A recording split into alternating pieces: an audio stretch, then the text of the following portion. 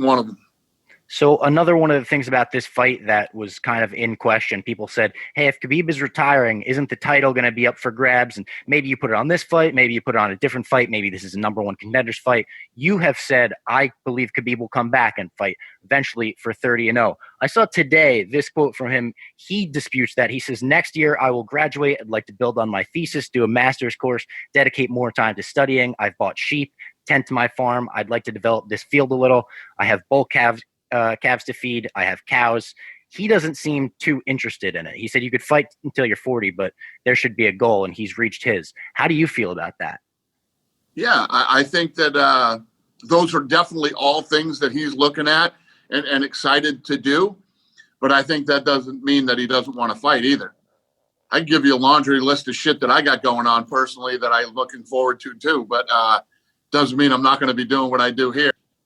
Have you gone back on your mentality of like trying to get fighters not to retire then? In terms of like reaching out to them? But there's been a couple. No, I haven't reached out to Khabib since the fight. We talked after the fight, and that's it.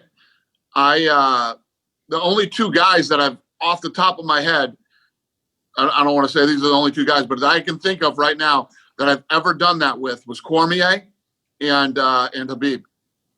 I mean, look at Khabib's last fight against Gaethje, with all the shit that was going on with him, physically, emotionally, mentally. Look what he did. I mean, he is the best in the world right now, period. I think he's the pound for pound best fighter in the world. And, I think he wants one more, and I think he's got one more in him. And I know you've mentioned that you have something special for him. I assume you have a name in mind that you can't say on this podcast. Is that fair to say? Well, back when I said I had something special for him, that was something different. I mean, listen, if the world was still the way that it was, we weren't in this pandemic when I said that to him. The world was still the way it was. It was something totally different. Okay. Not important anymore. One more thing